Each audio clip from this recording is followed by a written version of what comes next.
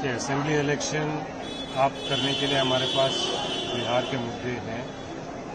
सबसे महत्वपूर्ण मुद्दा जो है एसआईआर बिहार के लिए ही नहीं, पूरे भारत के लिए बहुत बड़ा मुद्दा है, क्योंकि जो वोट चोरी हो रही है इससे जनता का हर अधिकार पे हमला होता है। अगर वोट चोरी करके कोई सरकार बनाता है तो वो सरकार बेरोजगारी बढ़ाने के प्रयास क्यों करेगी, या सरकार रोजगार बढ़ाने के काम क्यों करेगी?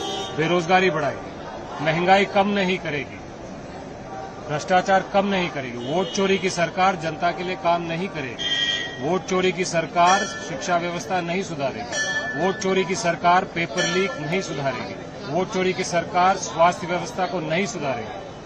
तो कहने का मतलब यह है कि जब तक वोट चोरी चलती रहेगी तब तक आम आदमी का हर अधिकार, कमाई, पढ़ाई, सिंचाई, दवाई, भ्रष्टाचार, क्राइम, इन सब में कुछ सुधार नहीं होगा।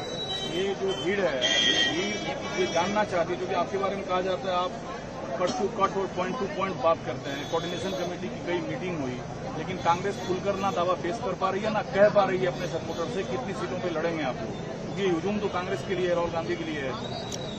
बिहार की जनता आज सड़क पे निकल रही है, घर के छतों पे बैठकर देख रही है, खिड़की से झांक के देख रही है। बच्चे काफिला के साथ साथ दौड़ रहे हैं, झंडा पकड़ के मुस्कुराते हुए हंसते दौड़ लगा रहे हैं।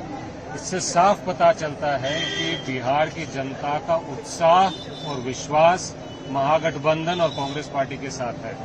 रही बातें सीटों की, जब सीट का बंटवारा हो जाएगा तब हम आपको खुल के बता देंगे। सम्मानजनक सीट इस बार कांग्रेस को मिलेगी, क्योंकि ये माहौल तो हर दल को सम्मानजनक मिलेगा और मिलजुल के हम लड़ेंगे। 243 सीटों पर महागठबंधन का जो भी उम्मीदवार रहेगा वो सबका उम्मीदवार बनेगा। हम लोग मुंगेर तक जाएंगे, यात्रा यहीं से शुरू होगी। जैसा तय था वैसी यात्रा आगे बढ़ेगी और वाइस प्रेसिडेंट का नॉमिनेशन का मामला है, राहुल जी बाद में आकर शामिल होंगे।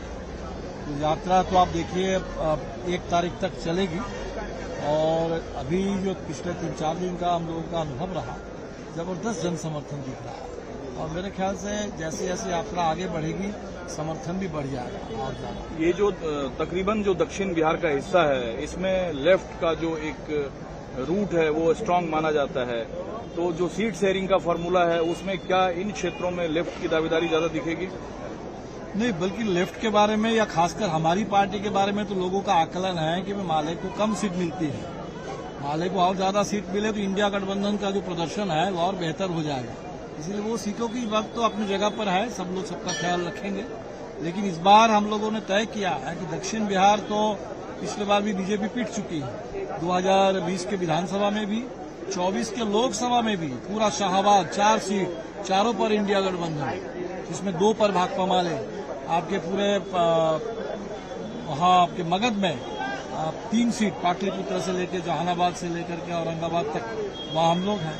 तो हमें लगता है कि इस बार हम तो दक्षिण में अच्छा करेंगे ही, लेकिन इस बार उत्तर बिहार में जहां कमजोर रहा पिछले 2020 में भी और 24 में भी, इस बार हम लोग उत्तर बिहार को भी बिल्कुल ठीक करेंगे और निर्णायक बहुमत आएगा। तो यही तो सवाल मेरा था कि जो दक्षिण बिहार है इसमें अगर रूट आपका मजबूत है तो बार्गेनिंग आपका कांग्रेस के साथ है या आरजेडी के साथ है? सीटें क्यों कम मिलती है फिर? नहीं, हमें लगता है कि देखिए अब हम लोग तो पहले गठबंधन में थे ही नहीं, तो पिछली बार ही पहली बार हम लोग गठबंधन में आए, तो आप लोगों के पास अनुभव है, 2020 का है, 24 का है, और निश्चित तौर पर इस बार हम लोग और बात करेंगे। हमें लगता है कि कोई बार्गेनिंग का सवाल नहीं है, एक सार्थक सीट शेयरिंग, ताकि एक निर्णायक बहुमत, सार्थक सीट शेयरिंग फार्मूला और निर्णायक बहुमत मिले, बेहतर समन्वय हो। और अभी जो यात्रा हो रही है, यात्रा से ये समन्वय सिर्फ ऊपर में नेताओं का समन्वय नहीं है, नीचे एक एक कार्यकर्ता का समन्वय बन रहा है। लेकिन सर सवाल